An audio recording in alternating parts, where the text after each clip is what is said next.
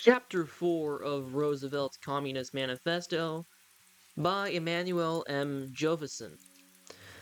The Illuminist Socialist Communist Dictatorship Conspiracy in America Today. The Illuminist Socialist Communist Dictatorship Conspiracy, to which Clinton Roosevelt dedicated his life, is an accomplished fact in Soviet Russia and its satellites. In the United States and the so-called free world, it falls little short of complete success. The rapid attainment by the conspirators of their objective within the past 50 years contrasts sharply with the slow progress of their plots in the century and quarter prior. It was made possible by the support of the greatest fortune and power that the world has ever known, by the Rockefellers. Their interests and involvements in the curiously traitorous United Nations One World setup is a matter of public record. It is less widely known that Alger Hiss was their agent in engineering it. A number of reasons can be discerned why the Rockefellers would find it expedient to foster a one-world dictatorship. First and foremost, exposure of the gangsterism, racketeering, and brigandage of Rockefellers at the turn of the century had created a motive of fear of the resentment of the world.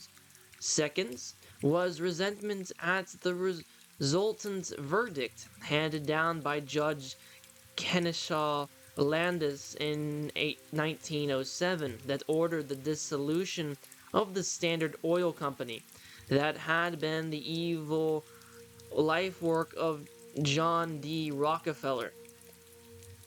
And it was only partly avenged by the 1907 panic precipitated several weeks later. Third was the fear that someone would arise who would be more unscrupulous and ruthless than themselves and who would rob them of their wealth by the same methods they had used. Fourth was the running battle that the Rockefellers and their Standard Oil associates had waged for decades on their chief competitors, the Royal Dutch Company, for the control of the oil reserves and markets of the world, and more particularly of the British Empire and British spheres of influence from which Standard Oil Company had been excluded. The most important source of oil for the European market, that was the bone of contention, was that from the Russian oil fields, especially the Baku fields. The most important untapped oil reserve is Saudi Arabia. Both were in the British sphere of influence and controlled by British interests that shut out Rockefeller's Standard Oil Company. Royal Dutch had a monopolistic concession that they refused to share with the Standard Oil Company, and the Tsarist regime refused to cancel the concession. This meant that the Rockefeller interests could not gain access to Baku oil except by one of three devices, either by destroying the Tsarist regime by revolution, or by creating a breach between the Tsarist regime and the Royal Dutch Group, or by both. And they could gain access to Saudi Arabian oil only by destroying the British Empire, by breaking its hold over Arabia and the Near East, or by both. For the purpose of attaining these objectives and of ensuring security, Wershopp's dictatorship conspiracy with the multitude of adherents it had gained during centuries was ideally adapted. How well Rockefeller and his advisors were aware of it already has been made clear in connection with Occasional Letter Number 1, in which Rockefeller and his alumner stated the purpose of his educational philanthropy, the General Education Board, page 17, illustrative of how closely the Rockefellers have followed the Weishaupt's pattern, count minorities, and divide and rule, is not so widely known initial purpose of the GEB. This Rockefeller philanthropy was originally planned solely for the education of Negroes, according to Alan Neville's in his official biography authorized by the family, page 483. This plan was abandoned when it was realized that brainwashing the balance of the populace would necessitate the setting up of a multiplicity of foundations.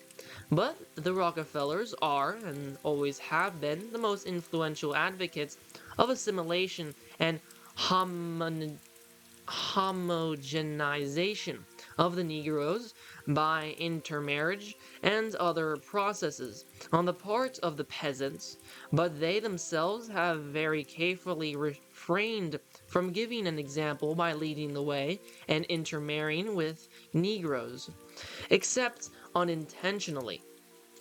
The Rockefellers are the powerful supporters of the FEPC and of Negro organizations such as the Urban League, of which Winthrop Rockefeller is an officer, and others that foster and promote Negro dominance and communism among the Negroes.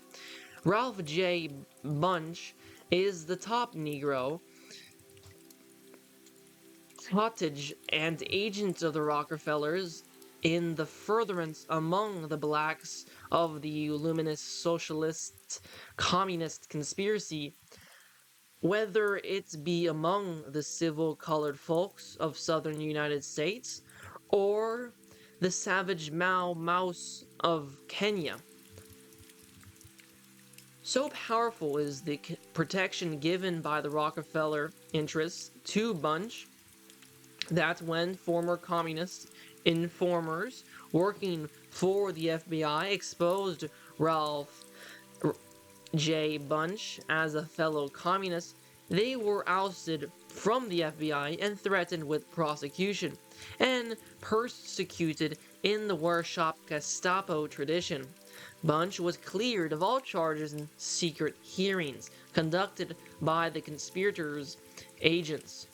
And then Bunche was promoted to the third-ranking position in the UN, the conspirators' top one-world agency.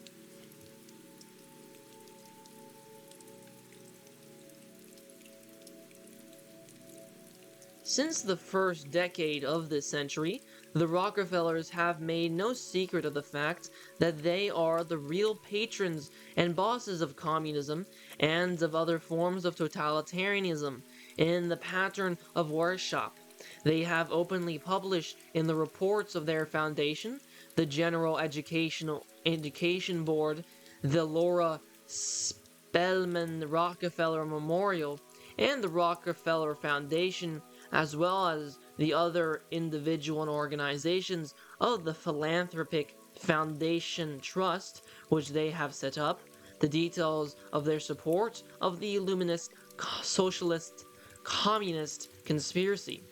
Some of this support is camouflaged as a subsidy of Warshap's social science, whose devotes willy-nilly are trained as adherents and agents of the Illuminist Socialistic Communist conspiracy, and since they can only succeed in making a living by furthering the dictatorship conspiracy, they are, all of them, with very few exceptions, traitors.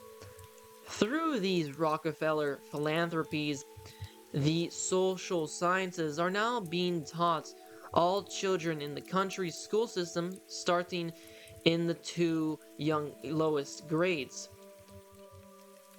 Two such undertakings as overthrowing the Tsarist regime in Russia and destroying the British Empire might daunt a less ruthless spirit, but it was taken in stride by John D. Rockefeller.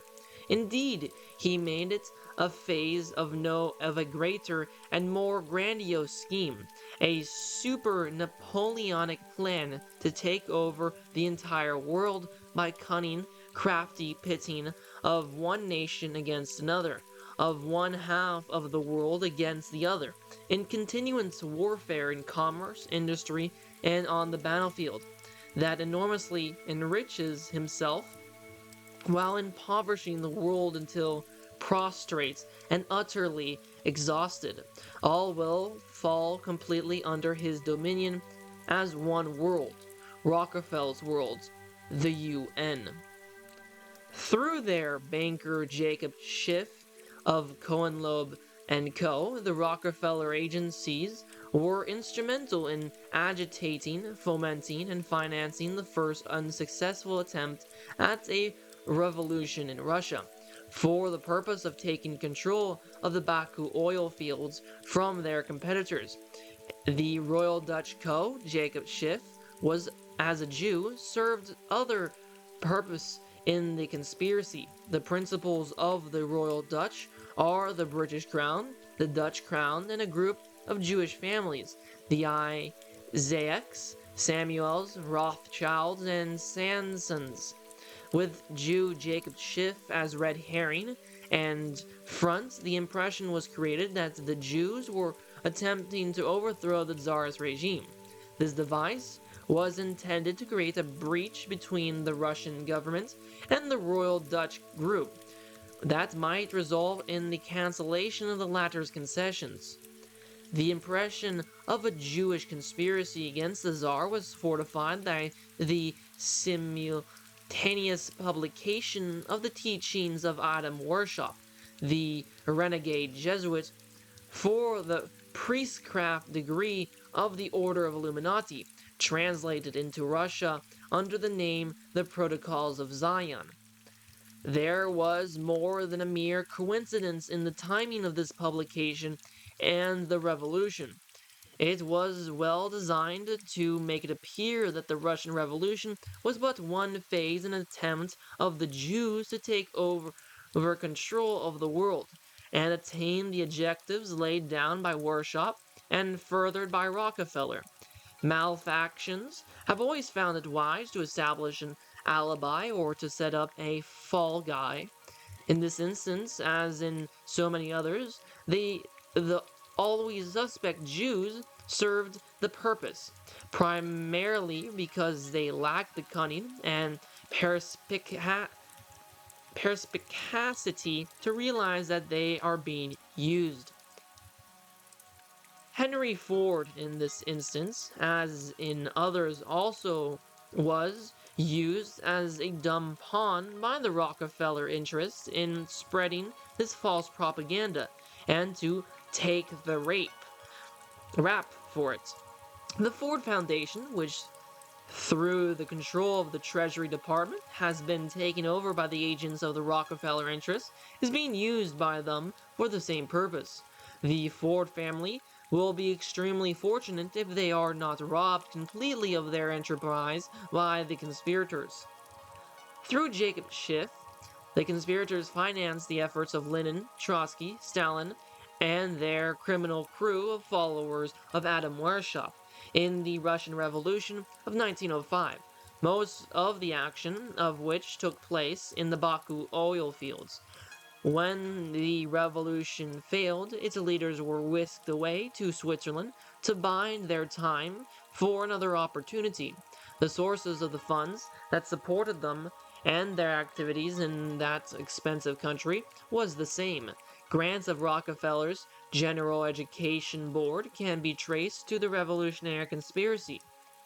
The net result of 1905 revolutionary phase of the conspiracy was massacres or pogroms of the Jews in various sections of Russia and Poland. These merely served to lend credibility and support to the charges that it was the Jews who were seeking to overthrow the Tsar, and they were served as a perfect cloak for the conspiracy. The failure of the revolution necessitated a new plan. Officers were made to Kaiser Wilhelm to finance the building of the Berlin to Baghdad railway by Germany. This meant that the Near East would be lost to the British as a sphere of influence, and its control would be in the hands of the Germans. The price of the deal was that control of the Arabian oil fields would be given to Standard Oil Company. Thus was World War I engineered by the Rockefeller interests. In the midst of the war, at about the time of Verdun, the British awoke to the realization that they could not win the war without American aid, that the British Empire must bow to the Rockefeller Empire or succumb. The British offered the Rockefeller interests that they would permit their puppet king of Saudi Arabia, Ibn Saud, to give them a concession to the Saudi Arabian oil fields if they would force the United States of America to enter the war, finance, and fight it. The conspirators distrusted their partners, the Germans. They accepted the British deal. Then they turned about and had the German General Staff transport Lenin, Trotsky, and Co. through Germany to the Russian border, and provided them with the hundreds of millions of counterfeit 10-ruble notes printed by an American banknote company and paid for by the conspirators, with which to buy the votes of the soldiers and sailors in favor of the version of the workshop dictatorship conspiracy that now goes by the name of communism. It is the height of irony that the Russian people were bribed with counterfeit currency and duped by equally counterfeit propaganda into selling themselves into murderous serfdom. They sold the freedom that was theirs for the taking, for less than a mess of pottage, for worthless counterfeits, for scraps of paper, and false promises of security.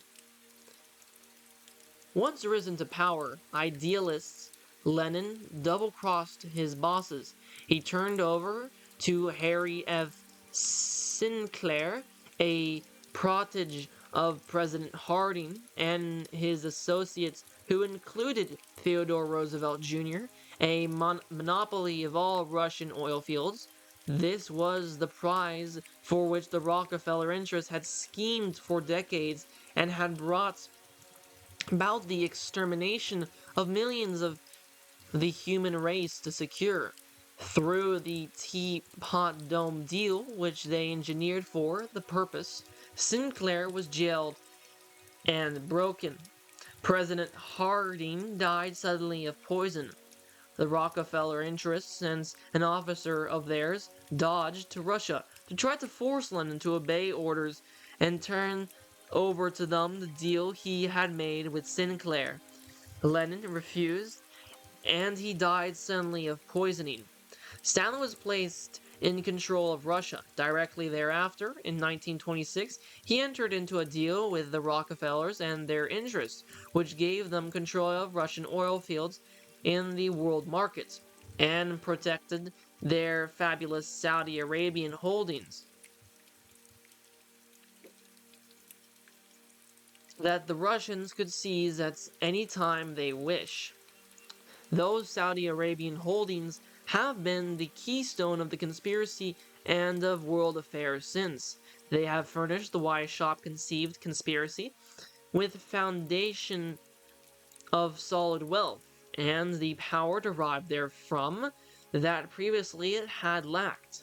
World dictatorship was made thereby not merely a possibility, but also a necessity for the Rockefeller interests. The terms of the deal made with Stalin have never been published, but they can easily be surmised from the subsequent course of events, and from statements made by and published by Rockefeller agents to be as follows. 1. Division of the world between Stalin and the Rockefeller Empire, with delivery of all of Asia to the Soviets except Saudi Arabia. Delivery of oil produced in Saudi Arabia or its equivalent to the Soviets at the expense of American taxpayers. 3. Establishment of a popular front government dominated by Reds in the United States of America. 4. Recognition of Russia. 5. Industrialization of Russia at the expense of American taxpayers. 6. Rearmament of Russia at the expense of American taxpayers. 7. Control of surplus Russian oil by the Rockefeller interests. 8. Soviet acquiescence and support of the Rockefeller interests in the development of Saudi Arabia. The consummation of the initial phases of the deal was excellently published in the Rockefeller's official journal, the New York Times, on March 27, 1926. And on the following day, the Times announced that the Rockefeller's publicity man, Ivy Lee, had begun to lay the foundation for the recognition of Russia and the carrying out of other phases of the conspiracy.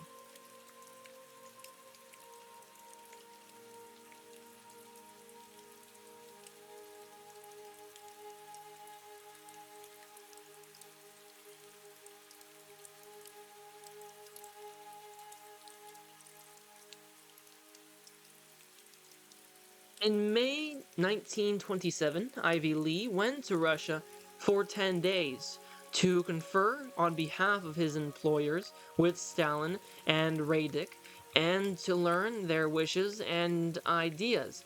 On his return, he wrote a book entitled USSR, an Enigma, that was privately printed by his employers and distributed to henchmen and agents in the Council of Foreign Relations and in the federal government. In it, Ivy Lee announced that internationalism, which is the keynote of the Illuminist socialist communist conspiracy of Adam Weishaupt, had become the program of his Rockefeller employers. In his subsequently published correspondence, Lee also announced it was their intention to comply with the conditions laid down by Bolshevik Radek for creating in the United States sentiment for recognition of Russia and for carrying out the other terms of the Rockefeller-Stalin deal. An end to the period of prosperity in the United States. Thus, with the launching of the Rockefeller-Soviet Axis, did the Rockefeller crew openly put on an ultra-intensive campaign for promotion of the Weishaupt program. The same Ivy Lee served his master in another phase of the conspiracy. In 1933, when he was employed by them to advise Hitler and Goebbels on propaganda and publicity methods, and to advise the Nazi Party on the rearmament of Germany. This was occasioned by British bad faith in refusing to permit the Rockefeller Standard Oil interests to develop in Saudi Arabia oil fields for which they had obtained concessions. The same group induced Mussolini to invade Ethiopia as to obtain for the Rockefeller interests control of the oil fields in the Fafen Valley of the Harar province of Abyssinia, which Haile Selassie, under British pressure, refused to permit them to develop, and which they now hold. They were the moving spirits behind the Stalin-Hitler Entente, and they engineered World War II to get a free rein in the development of Saudi Arabia by crushing the British Empire to make good on their dealing with Stalin, and to obtain the one world United Nations objective of the conspirators. The Rockefeller interests made good on the setting up of a popular front government in the United States of America in 1933, in the form of the Roosevelt regime. Clinton Roosevelt's kinsman, Franklin D., was a natural figurehead sanctioned by family tradition to front for Weishaupt's Illuminist, socialist, communist conspiracy. His selection was no accident, but was part of the conspirators' scheme of hereditary transmission of key roles in the conspiracy. This is a device for preparing us peasants for hereditary dictator rulers. That was decreed by Adam Weishaupt.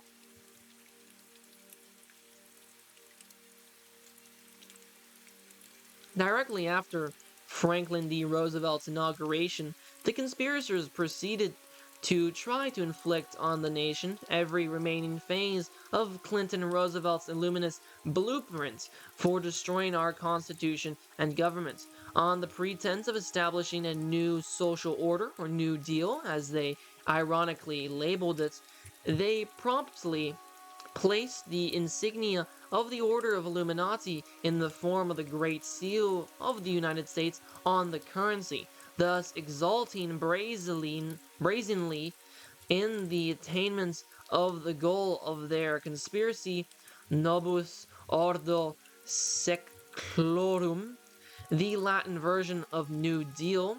This should have served as a warning to investigators of un-American activities and the hunters of communists that the entire power of the United States is dedicated to the subversive conspiracy, and that they might expect to be hounded, persecuted, and destroyed by the conspirators' terroristic espionage agency, their Gestapo. But the naive, uninformed patriots knew it not. Under the pretense of ending the Depression, the conspirators carried Weishaupt's plan of government control of banking system at their hands, one step further than they had dared to do at the time of the adoption of their Federal Reserve System.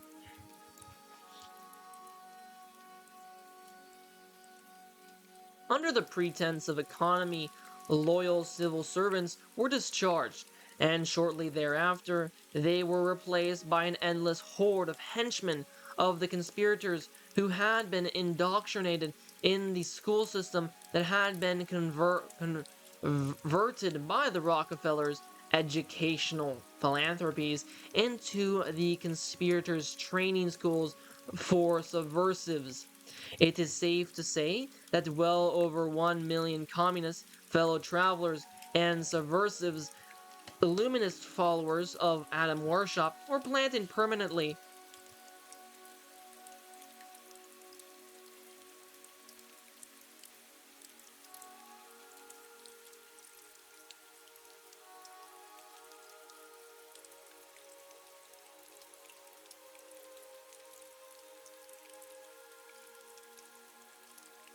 On the federal payroll in the decades that followed, and most of them still remain there in every branch of the government, from the president and his executive assistants, the associate judges of the Supreme Court, the Congress, down to the lowest bracket of bureaucrats.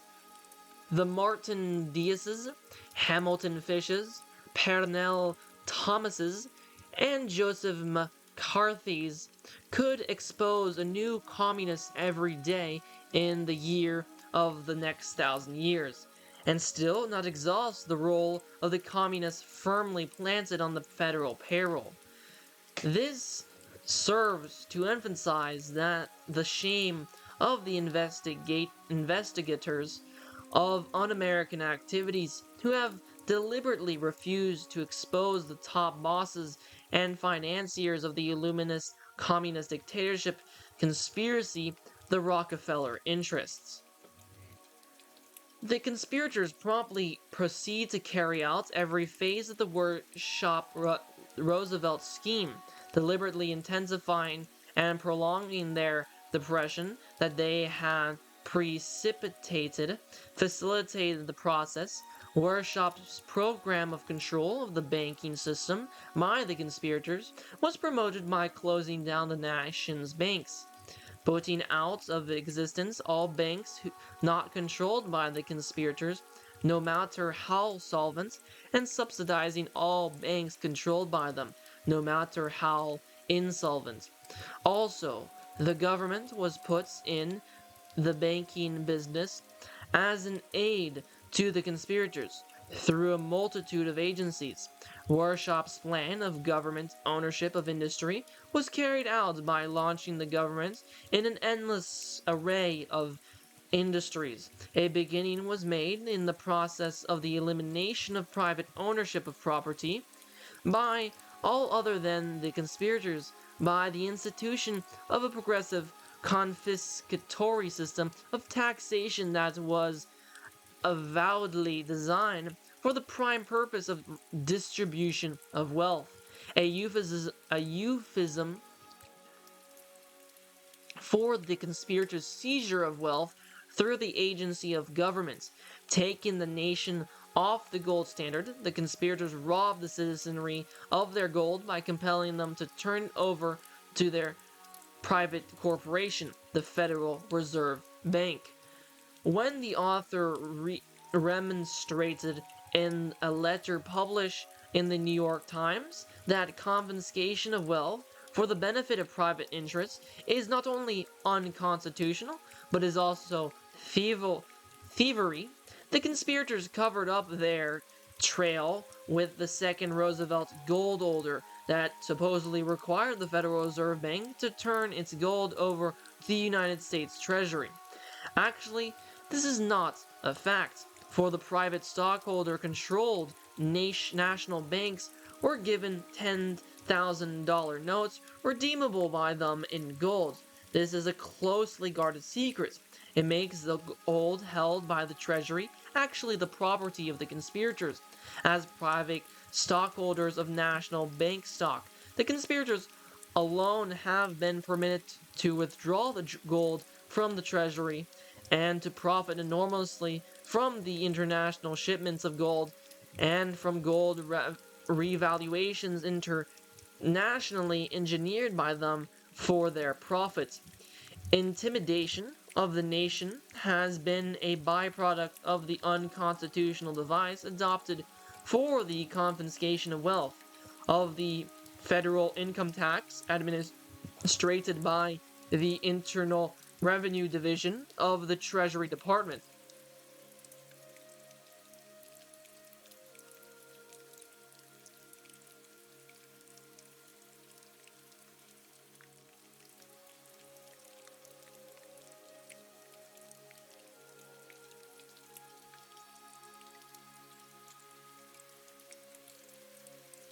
Rank corruption and favoritism in the arbitrary, bureaucratic administration of the confiscatory income and inheritance taxes and an elaborate system of espionage have made it a device for rewarding favorites of the conspirators and robbing and jailing their foes. It has also reduced a large section of the nation to marriage existence by wiping out the possibilities of saving and reserves and made others wholly dependent upon the bounty of the conspirators to the taxpayers by the way of welfare doles, unemployment insurance, and the other devices of the Social Security Administration. This intimidation was intensified by the style of vindictive persecution and purging of adversaries, just as was dictated by Adam Weishaupt for terrorizing opposition. The communist nature of their income tax is stressed by one of the few patriotic Americans in the public life, Governor P.B. Lee of Utah. Regimentation and browbeating of the nation into submissive has been submission has been attempted and effected through numerous devices. First and foremost of these devices are the generally corrupt and subversive private labor unions dominated by the conspirators and their agents. They rob workers of freedom of employment, that is one of the freedoms supposedly assured by the Constitution and the Bill of Rights. They levy a special private tax on workers for the privilege of working under the pretense of protecting them, and subject them to threat and violence, as well as the loss of employment if they fail to pay the tax. They blackmail industry into payments to their dictator leaders of huge sums of money for the supposed welfare of their victim members. They engage with immunity in monopolies, in restraints of trade exercised through the device of strikes, which bar workers from earning their wages and deny to employers use of their own property. At the whim of so-called leaders, they frequently violate public interest and endanger public health. In general strikes, they not infrequently engage in a wide assortment of legal and criminal activities, and they systematically price their vassals out of employment, bringing on unemployment on vast scales, and then loot and abandon them to the tender mercies of the community. To all of this, the conspirators, with their New Deal, force the workers of the nation to submit when improvements in industry provided them with employments. The most significant consequence for the conspirators of the control of labor through regimentation in unions has been utterly unsuspected by the community at large. It is the fact that labor unionization is an alternative device for effecting a revolution and making union bosses dictators.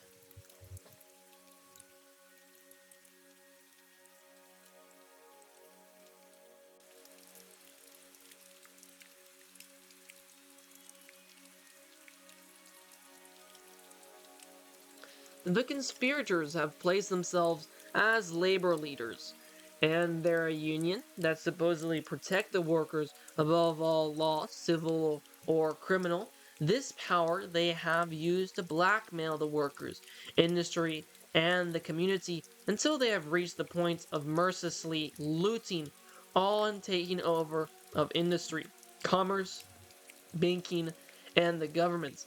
Thus, John L. Lewis now is one of the more powerful bankers in the country through his success in blackmailing the coal and other industries by such devices as the welfare fund.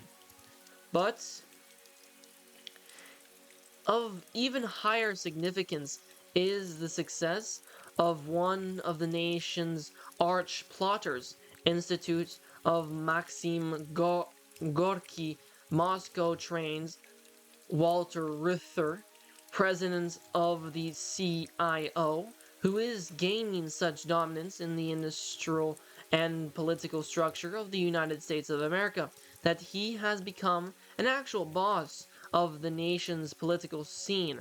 According to Victor Reissel, he now can reasonably aspire to make himself President of the United States of America, with the support of his fellow plotters and the Rockefellers. Walter Reuther and his brother Victor openly announced in letters from Moscow and in articles published on their return that their role and objective in gaining control of American labor is Sovietization of the United States of America. In short, through the control of labor, the conspirators have come within striking distance of carrying out the Illuminist, Socialist, Communist conspiracy of workshops in the United States of America. This cannot occur without Rockefeller support. Other devices for regimentating the nation, mediating and forcing it into submission are the WPA and CCC, conscription into the armed services and universal military training. These all conform to the workshop Roosevelt's Illuminist communist pattern.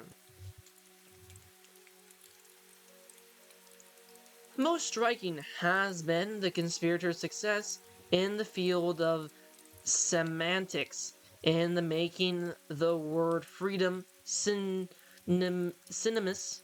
with serfdom. In the effort to impose Clinton Roosevelt's modification of the workshop plan by regimenting industry into the NRA, the conspirators were defeated by the courage and initiatives of a small group of employers. The NRA was declared unconstitutional in the sick chicken verdict of a Supreme Court that was not yet fully packed by the conspirators. Undaunted by this setback, the conspirators deliberately engineered World War II to enable them to get around the Constitution by forcing a regimentation of industry under the dictatorial wartime power that they usurped.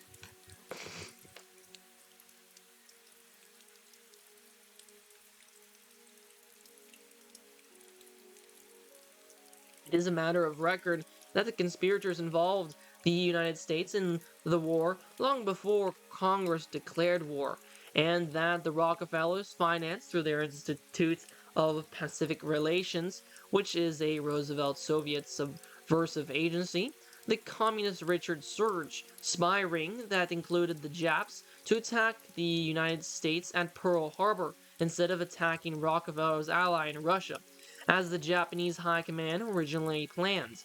By the Pearl Harbor attack, Congress was forced to declare war. At Yalta, Rockefeller's agent, trusted by Stalin, Alger Hiss, made a deal that ratified once again the original Rockefeller-Stalin deal of 1926. Meanwhile, Roosevelt's double posed for pictures with Uncle Joe, the Organization of the United Nations, a fruition of Adam Weishaupt's internationalist one-world dictatorship scheme, ensued with Agent Alger Hiss carrying out the betrayal of the United States of America and of the world. As planned by the conspirators, the Korean War, with its deliberate forcing of the United States into a humiliating disaster-ridden defeat by a 32nd rate power, planned by the conspirators, was a cunningly arranged phase of the Yalta deal. Ironic indeed was the pretense of the conspirators in the top echelons of the United States government of attempting to avoid the war and defeat that they so treasonously schemed. The entire recent history of the United States, as planned by the conspirators, is redundant of the ruthlessness, brutality, and criminality of the Adam Weishaupt and his disciples. Roosevelt and Marx. The Illuminist Socialist Communist conspiracy is well on its way to enslaving a duped world, thanks to the Rockefeller-dominated philanthropic foundation trust. From the very beginning, Rockefeller's so-called philanthropies have been dedicated to furthering the Illuminist Socialist Communist dictatorship conspiracy, to the utter exclusion of any other social or political cause. The Rockefeller Foundation was denied a charter by Congress in 1910, 1911, and 1912. In spite of the political power of Rockefeller's agents in Congress, who included John D. Rockefeller Jr., father-in-law, Senator Nelson Aldrich, because the purposes of the philanthropies were widely known to be a conspiracy to subvert our government and destroy our Constitution. Senator Chamberlain of Oregon clearly stated this fact in a speech made on the floor of the Senate on March 26, 1917, as follows. The Carnegie-Rockefeller influence is bad. In 2 generations, they can change the mind of the people to make them conform to the cult conspiracy of Rockefeller or the cult conspiracy of Carnegie, rather than the fundamental principles of American democracy. Time has proved Senator Chamberlain to be one of the sagest of prophets, for already his prophecy has been more than completely fulfilled. Senator Chamberlain's differentiation of the cults of Rockefeller and Carnegie was his only error, for since 1905, the Rockefellers have controlled the Carnegie philanthropies and converted them to their purpose. Also, they have managed through their control of the government and the Treasury Department to usurp control of all foundations that they regard as worthwhile controlling, including the largest of them, the Ford Foundation. The Rockefellers have merged all the foundations into a philanthropic foundation trust, which is dedicated to carrying out the Workshop Rockefeller program, a one-world dictatorship. So important is their philanthropic foundation trust to the Rockefellers that they have thrown of all their tremendous power and wealth into the blocking any exposure of it by committees of Congress. Congressman Cox died before the investigation of the foundations of his committee got underway. Congressman Carroll Reese became strangely ill, and his committee's investigation of the foundations was shut down. But Carroll Reese courageously issued a statement that reversed the tremendous pressure put on him to force the closing of the investigation on August 2, 1954, partly reading as follows. It seems to have become an affront for a congressional committee to dare to subject foundations to criticism. Perhaps Congress should admit that the foundations have become more powerful than the legislative branch of the government.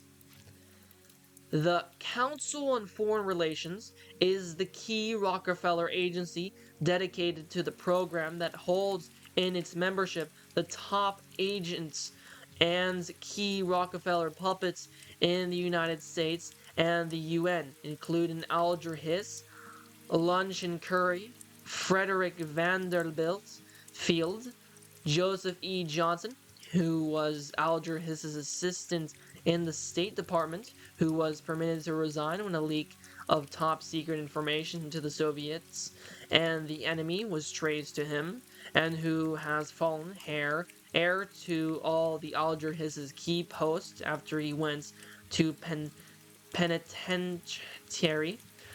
Owen Lattimore, whose indictments for perjury in connection with treasonous activities has been blocked by a federal judge closely identified with the situation. Supreme Court Justice Felix Frankfurter, the fall guy and front-runner of the conspiracy. David Dumbinsky, the organizer of the peasants, together with the Rockefeller brothers Nelson, David, and John D. III. The Council on Foreign Relations holds the top echelons of the conspiracy and interlocks the dictators of all the key agencies and foundations. It openly boasts in its reports that it controls the United States, the UN, and the world, and that it manufactures public opinion and indoctrinates or trains men for government service. The Council on Foreign Relations boasts in its 1952-53 annual reports that with the subsidiary Foreign Relations Committee, that's the country, it has planted in the federal government the following top police-making officials: Secretary of Defense Wilson, Postmaster General Summerfield, Director of Mutual Security Stassen, Director of Budget Dodge, Admin Assistant to President Adams, Under Secretary of Commerce, Assistant Secretary of Defense, Assistant Secretary of State, Advisor to National Security Council, and many others.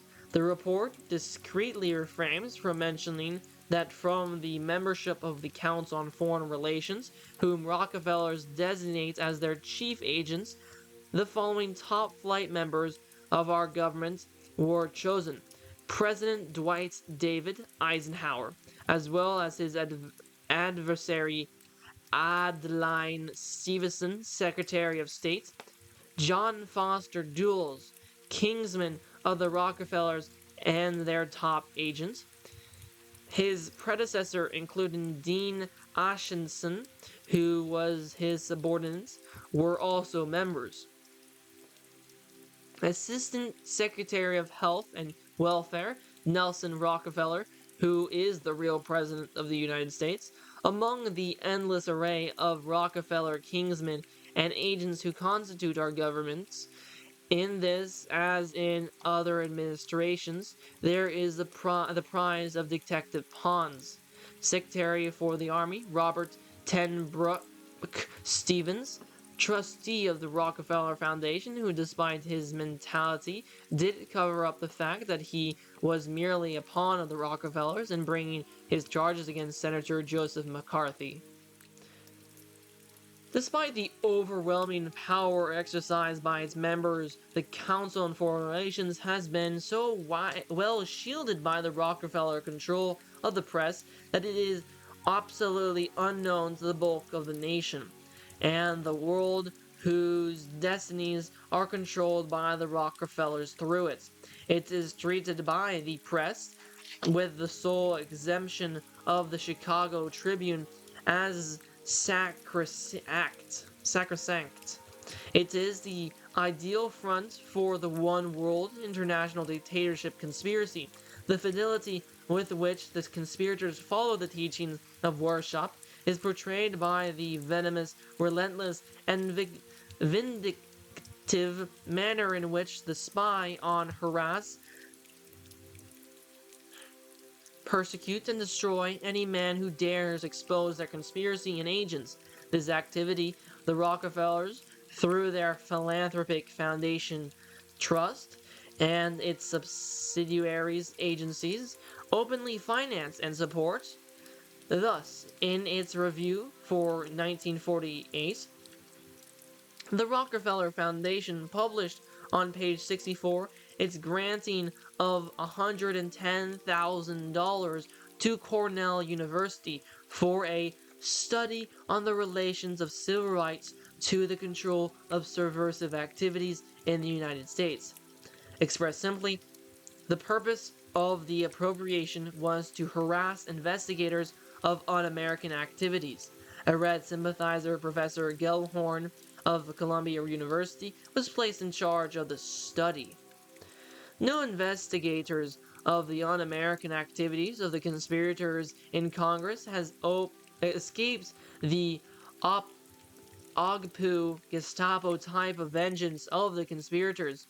It was symbolized by Warshap in the all-seeing eye, guarding the pyramid that represented their conspiracy, and that they made the first seal of the United States of America.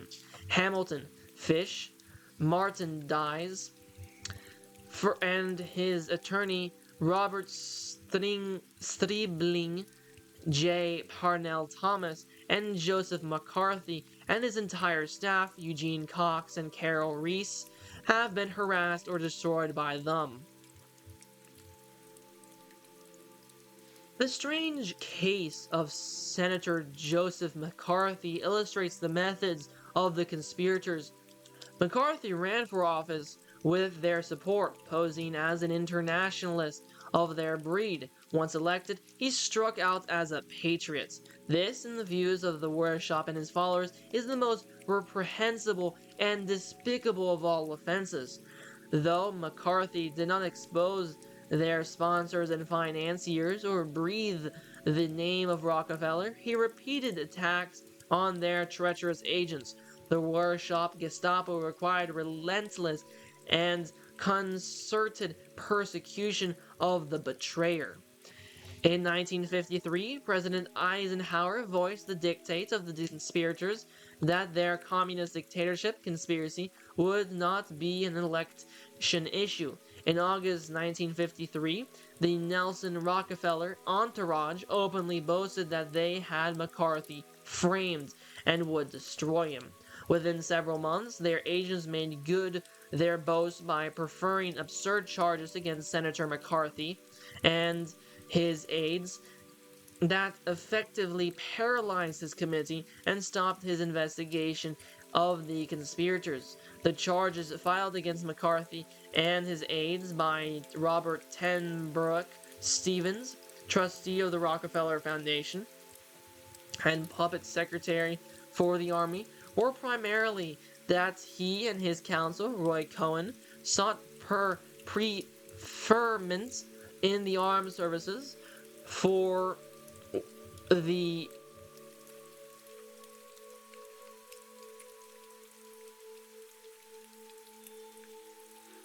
for one of their volunteer investigators of communist espionage activities, David Shine.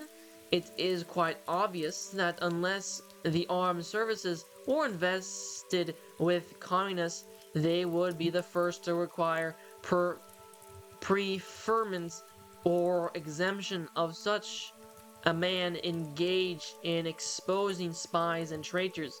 Such preferential treatment serves the interests of the nation and its defense rather than that of the individual involved.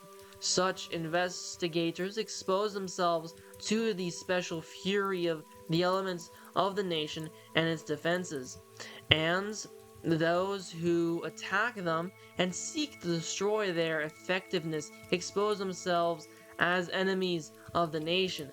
In the case of Shine, it is the puppet secretary of the army, Stevens, his Rockefeller masters, and their agents in and out of the government in the alliance with the entire horde of conspirators and pawns who have exposed themselves as the enemies and betrayers of national interests. They have mostly risen to the defense of exposed notorious traitors in and out of the armed services and done their best to destroy patriots who seek to protect the country from treason.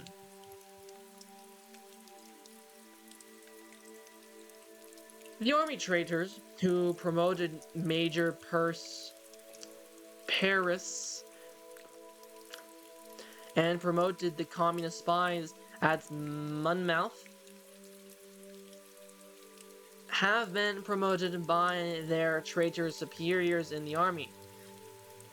McCarthy, chairman of the investigating committee, Roy Cohen, its counsel, David Shine, the investigator of the conspirators, and their patriotic collaborators have been harassed and persecuted for the purpose of discrediting them and driving them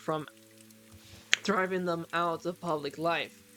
This has been done with the active participation of notorious fellow travelers and collaborators of the conspirators in the Senate, such as Stuart Symington, Ralph E. Flanders, suppliers for the USSR, whose brother is a loyal friend of the convicted conspirator Alger Hiss, and Red CIO agent Senator Potter. To protect the high conspirators, their associate President Eisenhower issued a directive that barred their exposure behind the scene. There is the reorganizer of the Defense Department who places its control in civilian hands. The overall boss, the presidential director, Nelson Rockefeller. An even broader scene of national betrayal and treason is that presented by the conspirators' execution of Weishaupt's scheme of internationalism.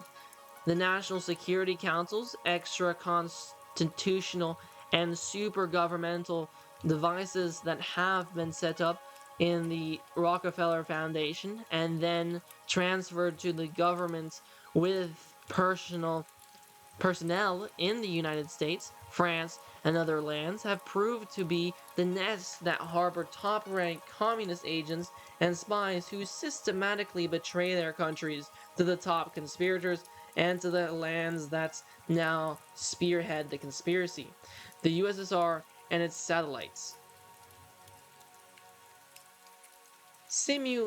Simultaneously with the exposure of such traitors in the United States of America and in France, and in utter contempt of public relations of horror, the fronting agency of the conspiracy, another Rockefeller Soviet creation, the UN, openly advocates loyalty to itself and treasonous betrayal of one's native land. In public proclaimed instructions to its workers issued in the first week of October 1954. Among the signers of this command of treason is one of the top-ranked Rockefeller agents, member of the whole series of agencies set up in the Rockefeller Foundation and transferred to the government, Arthur S. Fleming. Fleming's other top police-making posts include Economic Stabilization Agency, Office of Defense Mobilization, and Defense Mobilization Board, all ideal posts for an enemy agent. In order to evade the refusal of Congress to appropriate funds for payment of exposed traitors in the United States delegation, American delegates established a special reserve fund for such payments, according to a release of the UN made in December 1954.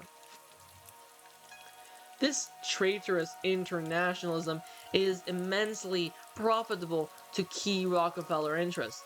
Thus, India today is a satellite of USSR, and Soviet China is a Soviet in all but name. Agents of Rockefeller's Council on Foreign Relations and their Soviet Espionage Agency, Institute of Pacific Relations, and including Owen Lattimore, Luncheon Curry, and Alger Hiss have played key roles in delivering of China, Korea, and India to the Soviets. Every agency controlled by the Rockefeller interests, the Philanthropic Foundation Trust, and especially the Ford Foundation, has been aiding in the process of softening up and enriching India in preparation for her open delivery to the communists. The American taxpayer has been looted of billions of dollars for this aid to India, in spite of the fact that Indian officials openly revile and betray the United States at every opportunity. Rockefeller henchmen, such as former U.S. Ambassador for India Chester Bowles, Eleanor Roosevelt, who is now under the consideration by the Eisenhower administration at the behest of the conspirators as an ambassador to India, America's oldest red to the newest Soviets, and a host of others are being sent on pilgrimages to India and abets the conspiracy. Mutual Security Agency, under its director Harold Stassen, a member of Soviet Council of Foreign Relations, and of the National Security Betrayal Council, is squandering billions of dollars of American taxpayers' money on the so-called aid to India, including hundreds of millions for the construction of railroads in India and the indirect support of industry in the communist-infested lands to the exclusion of American industry. At the heart of this treason is profited to the Rockefeller interests. This is quite apparent in the virtual monopoly of oil refining and marketing that India has given to Standard Oil Company of New Jersey and other Rockefeller interests that are building huge refineries in India to help in the provision of refined oil products to Iron Curtain countries. Another of the endless profits of internationalist treason that has come to light is that embodied by the treaty drawn up with Western Germany by Rockefeller Kingsman and Agent Secretary of State John Foster Dulles.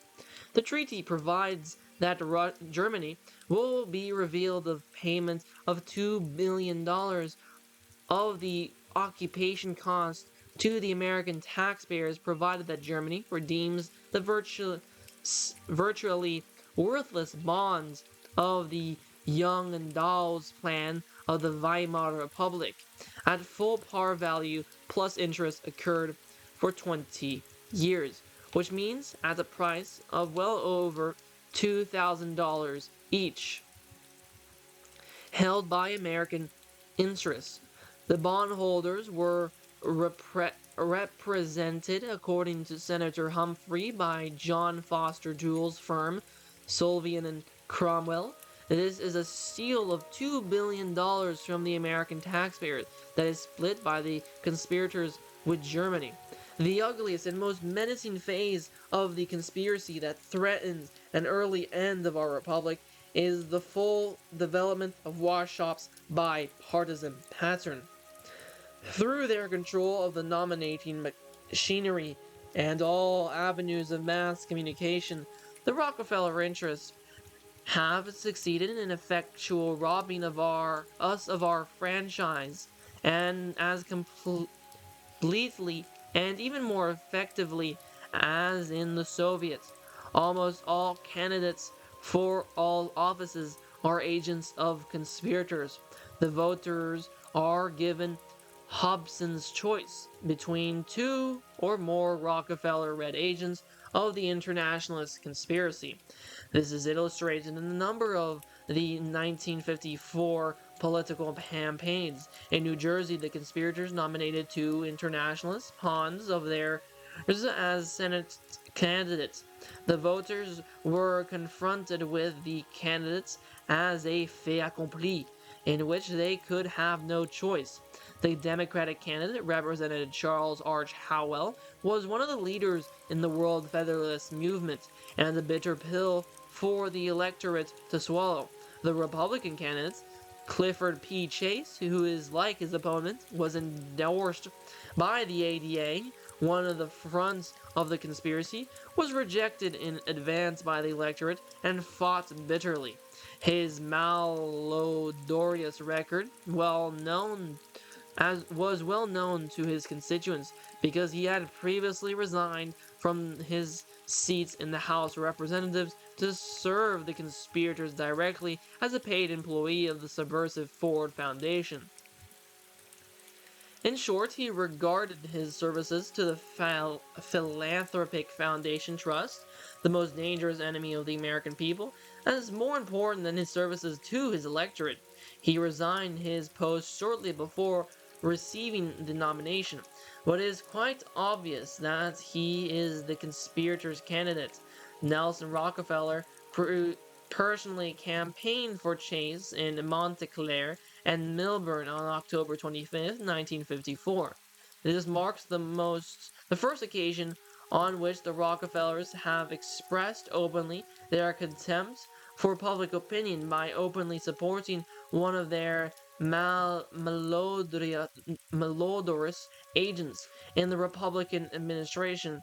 The real Republicans have been counted out and have no more voice than the real Democrats in the Democratic Party.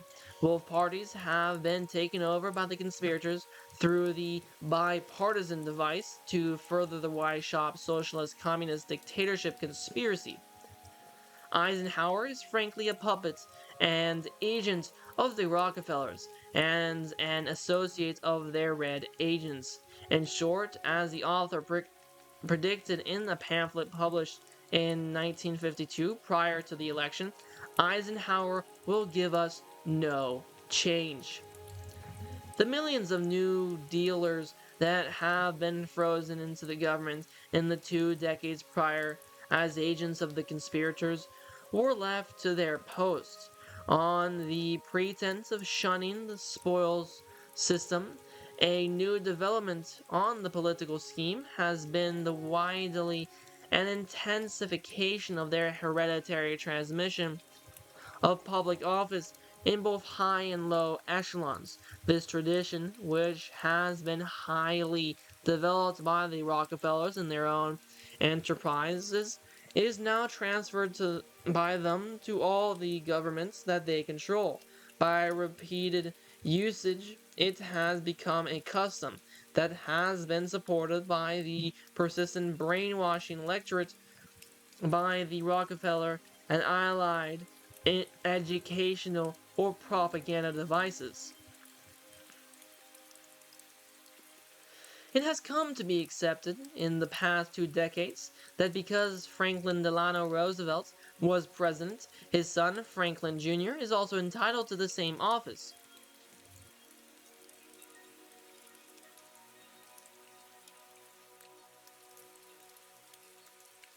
That because Robert F. Wagner was a senator who served the Rockefeller interests with absolute loyalty. His son, Robert F.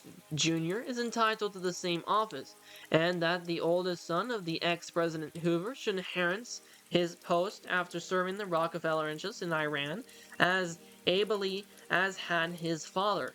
Many other instances can be cited. This is a phase of the plan to overthrow our constitutional form of government and substitute for a monarchy, first elective and then hereditary, that has been published by Rockefeller Advisor on sociology, Hoffman Nickerson, in his book entitled The American Rich, Doubleday, Doran, 1930.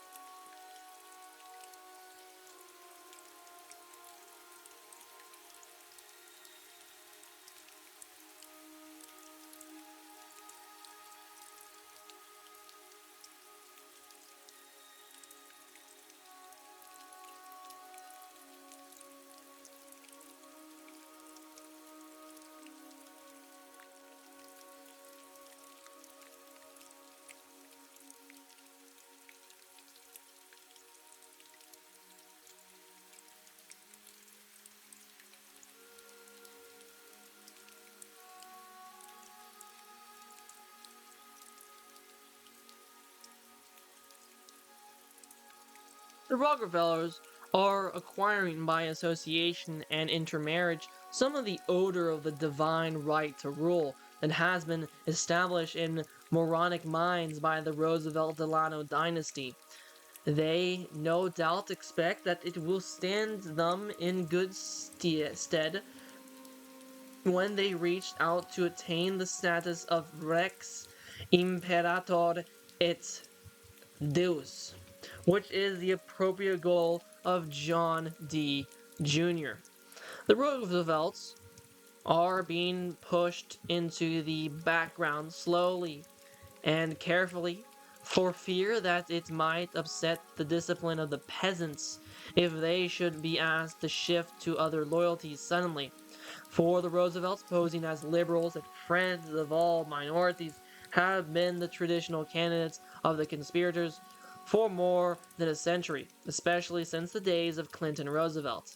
Thus, so important was the Roosevelt name regarded by the ADA in luring the moronic peasants in the Los Angeles district that it settled for a handsome sum the divorce of Rommel Roosevelt so as to leave Kiss and Tell James Roosevelt more time to conduct his campaign. Immune from more malodorous and sensational divorce publicity, Stock M and leave him Franklin D. Roosevelt Jr., who has distinguished himself chiefly by his pugnacity, bibacity, neglect of duty, slavish adherence to the conspirators' party line, and his readiness to serve for pay such obviously subversive un-American front organizations as the Independent Committee of Arts, Sciences, and Professions, has traded heavily on the family name and the Clinton-Roosevelt tradition. The Rockefeller henchmen denied him the Democratic nomination for the post of governor of the New York State that he demanded as his hereditary rights.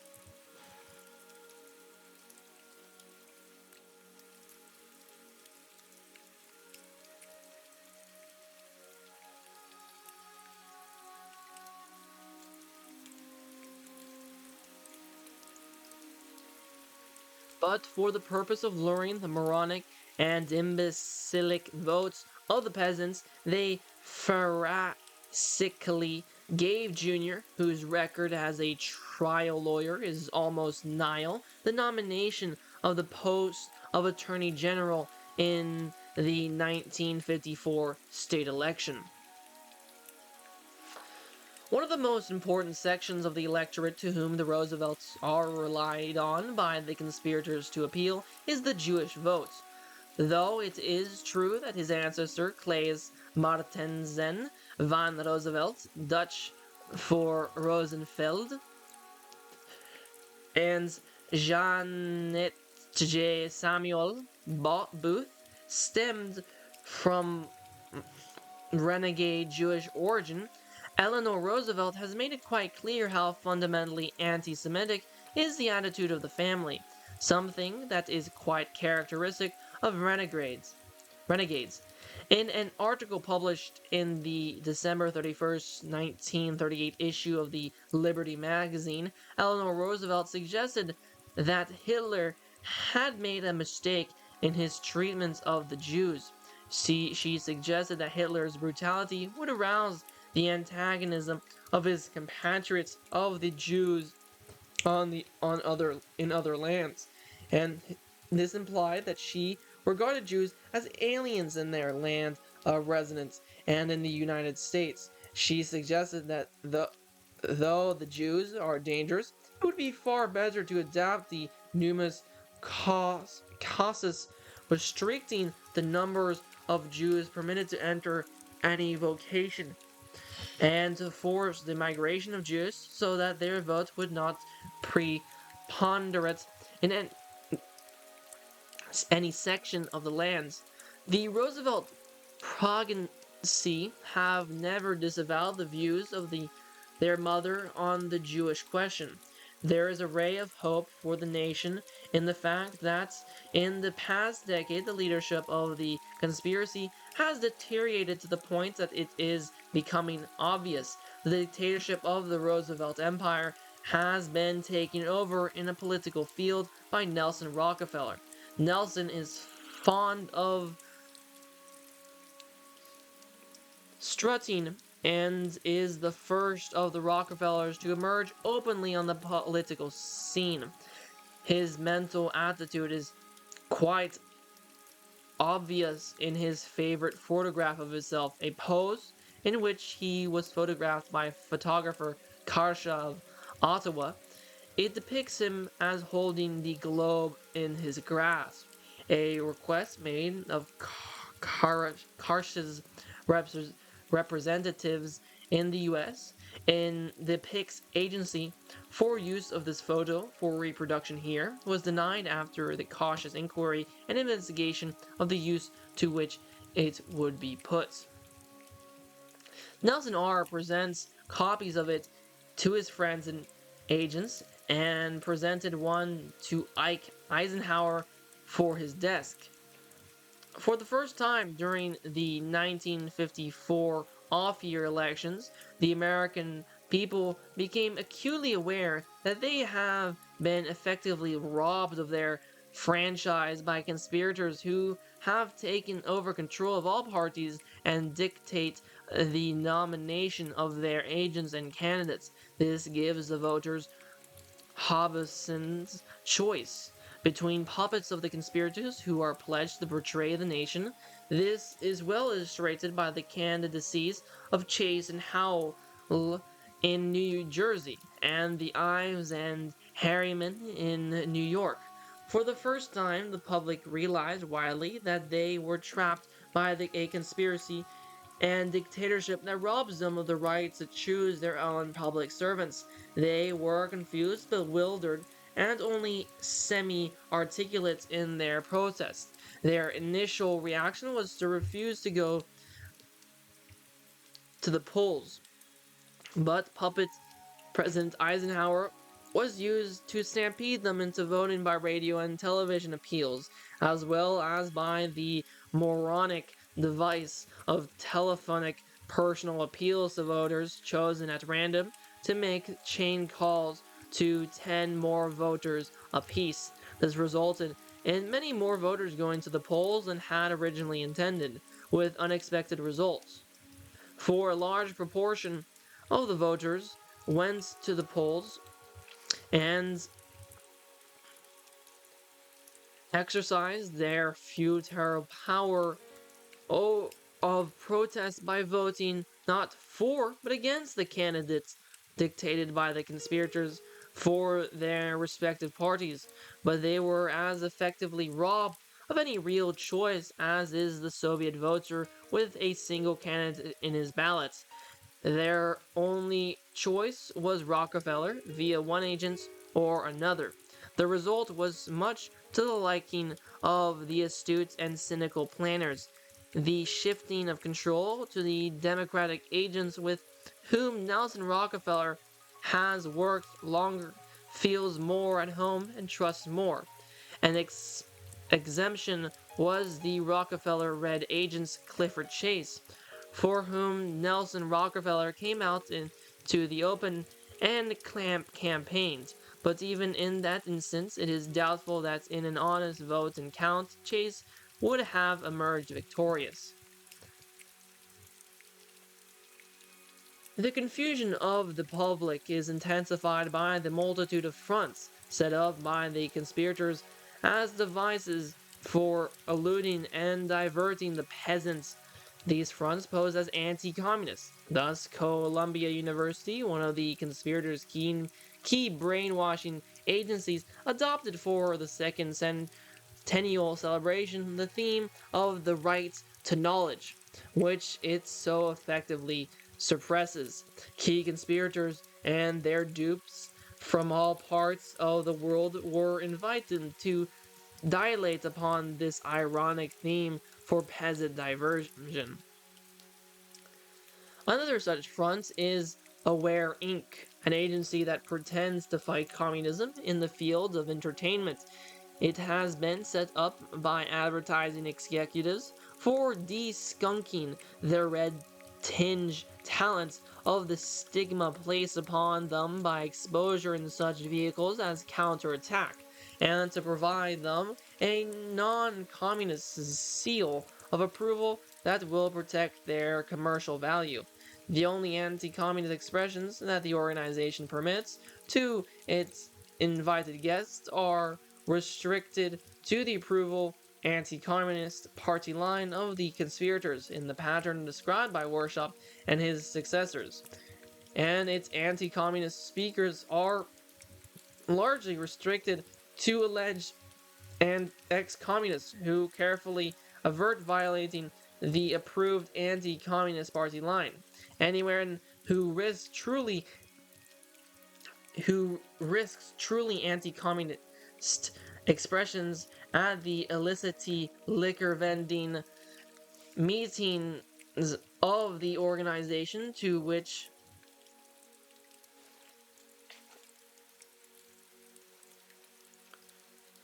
he might be invited, risks being mugged and brutally assaulted by a crew of thugs, as was the author at its October 1954 meeting. A spark of hope was kindled in the breasts of some naive patriots by the election of Senator Thurmond by a write-in vote. However, they are doomed to disappointments. The conspirators, through the agency of the Philanthropic Foundation Trust that is led by the Rockefeller Foundations and dominated by them has devoted many hundreds of millions of dollars to robbing the people of any voice in their governments. They have set up a swarm of agencies which are added to every year. The dominant agencies are the Institute of Public Administration, located next door to the building giving to the UN Soviet delegation as a residence for Vyshinsky, Gromyko, Malik, and Zarubin at the corner of the 68th Street and Public Avenue in the New York City, and the Public Administration Clearinghouse that is known by its street address, 1313, that was provided by Rockefeller in funds to house an endless array of agencies for control of local governments here and abroad. These agencies include the original of the National Resources Planning Board and the Office of Government Reports that were labeled by the Congressman John Tabor as a menace to the welfare of the American people and a menace to constitutional governments.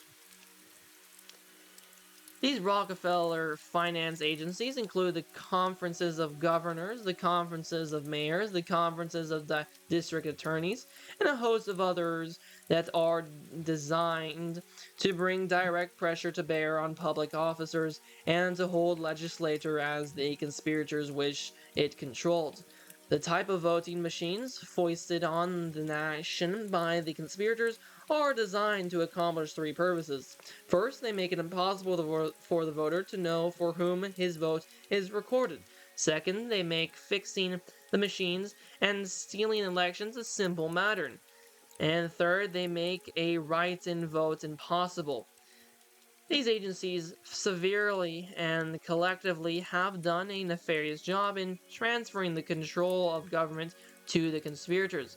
They have introduced such devices as 5-year plans that are so characteristic of the activities of the conspirators, revisions of the charters and constitutions of local governments every 10 years, when charges are made that more completely serve the conspirators and frustrate the public, and the setting up of legal provisions that make nomination of candidates by the public, and the setting up of new or third parties or of effective right in protest votes, virtually impossible in important sections of the country. The conspirators have not gone around the preventing that the governments of the Carolinas to their purposes.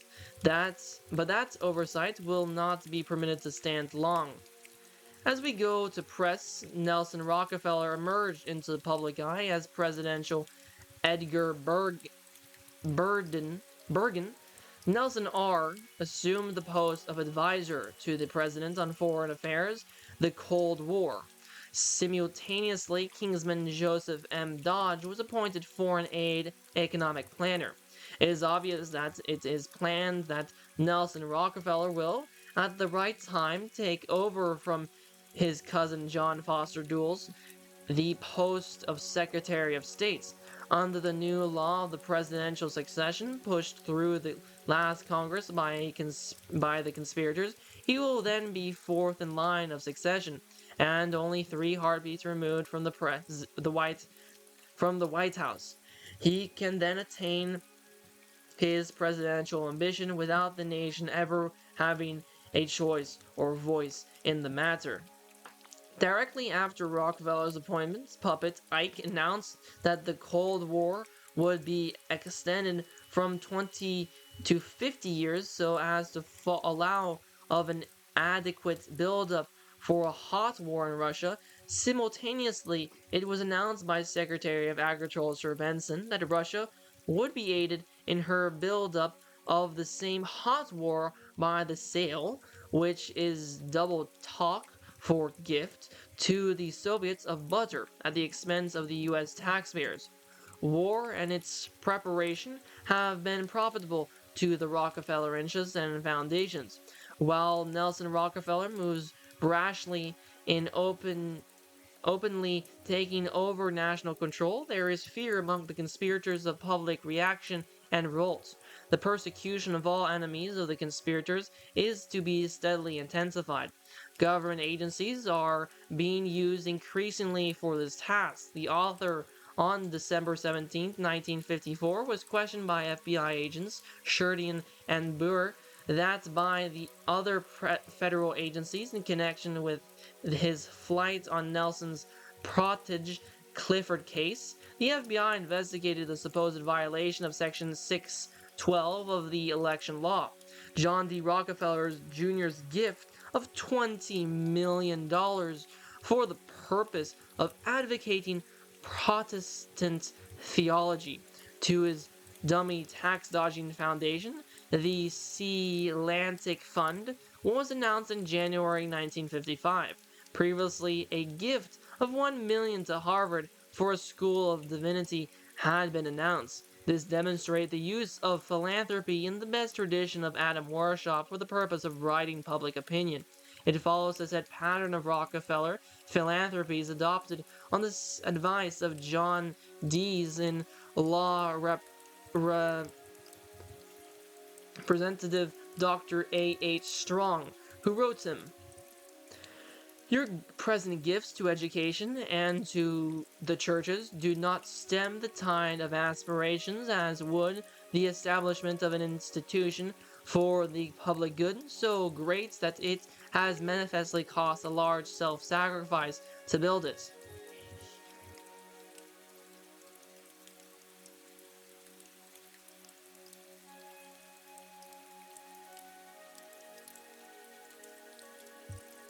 Whenever under attack, the Rockefellers make such philanthropic gestures, particularly to religion. In the early part of this century, following the outraged outcry of the nation at the brutal Colorado Fuel and Iron Massacre of the workers, they set up the Laura Spelman Rockefeller Memorial. It initially was entirely devoted to charity and support of churches, but as soon as public attention was diverted, its monies went to the support of subversive and luminous communist conspiracy under the direction of Beardsley Rummel. They also launched Billy Sunday on his in evangelical revivalism in what era as they are now doing with Billy Graham. Weishaupt taught his followers well the value of using religion and philanthropy as a cover for the conspiracy. Rockefeller's chief Protestant philanthropy, run by Kingsman John Foster Dulles and Federal Council of Churches of Christ, was pronounced by naval intelligence in 1936 to be one of the most dangerous and subversive institutions in the country. These gifts of funds withheld from the Treasury are obviously designed to counter the exposure of the Carroll Reese Committee, a cruel attempt to buy off public opinion with the public's own funds. Now that the public shows signs of being aroused to their betrayal, what can they do to recover control of their government from the conspirators? The new laws on treason, which were introduced by the conspirators themselves in what they thought would be an ideal gesture to allay public reaction to the communist exposures, can serve in good stead.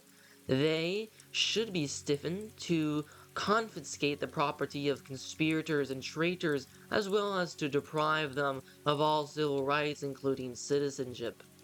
More important still, however, it is necessary to outlaw all privately established and controlled foundations and to transfer all their laudable functions, if any, to the government itself. There's no justification for permitting self-appointed individuals to operate with tax funds that they are permitted to withhold from the Treasury. Internationalism must be treated as the treason that it is, and patriotism must be restored as a respected human trait. Finally, if we are to recover the liberty of which the conspirators have so slyly robbed us, the Constitution must be restored as the basic law of the land. In its definition of government, in the terms of the maximum preservation of human liberty, it is our only safeguard against the feudalism and slavery that the conspirators have gone so far in imposing on us. Their devices, such as the 16th Amendment and the wholly illicit capital tax that the Treasury has imposed on the nation under its cover and in violation of the Bill of Rights, must be abolished. We must return to the constitutional provisions that the people may be taxed, and drafted only for the defense of American territory. Never has our country been in greater danger, a danger that stems almost entirely from traitors from within, who have taken over control of our government for the purpose of destroying it and enslaving us. They must be vigorously exposed and driven out if we are to survive as a nation. The full extent of Rockefeller's philanthropy is revealed by an early sequel of the assumption by Nelson Rockefeller of open dictatorship of foreign policy as so-called advisor to Puppet Ike. In violation of the Constitution, Congress was required to delegate its power to declare war on China. And in a second violation of the Constitution, which bars the federal government from engaging in any war other than waged in defense of the United States of America, this threatened Chinese war is authorized for the defense of Formosa. This war might be interpreted incorrectly as a continuance of the policy of the Rockefeller Empire launched in 1932. Then Henry L. Stimson, Rockefeller attorney and Secretary of State, approached President Hoover with the proposition of declaration of war on Japan for the protection of their billions in property in invaded China in return for assured re-election. Hoover rejected the deal because of his scruples as a Quaker. Stimson revealed that he then offered the deal to F.D. Roosevelt, who gleefully accepted. Fairly related that at his first cabinet meeting, immediately after inauguration, Roosevelt proposed declaration of war on Japan, but was dissuaded in favor of a plan to induce Japan to attack the United States of America. This was the inception of World War II. As usual, war is Rockefeller's chief philanthropy, and our War Department, tagged Defense, is headed by trustees of the Rockefeller Foundation or their employees and associates. However, such interpretation is erroneous. The betrayal of China to the Reds, engineered by the conspirators through the Rockefeller-financed Institute of Pacific Relations, has delivered China into their hands. The war would serve to cover up further betrayals and enable the use of American lives as decoys for furthering treacherous aid to the Chinese communists. Even war scare could serve as a pretext for the culmination of the dictatorship conspiracy at home in the United States. That was chapter 4 of Roosevelt's Communist Manifesto. If you have enjoyed this reading and want to see more like it, please consider subscribing to not miss next week's reading, The Science of Government Founded on Natural Law.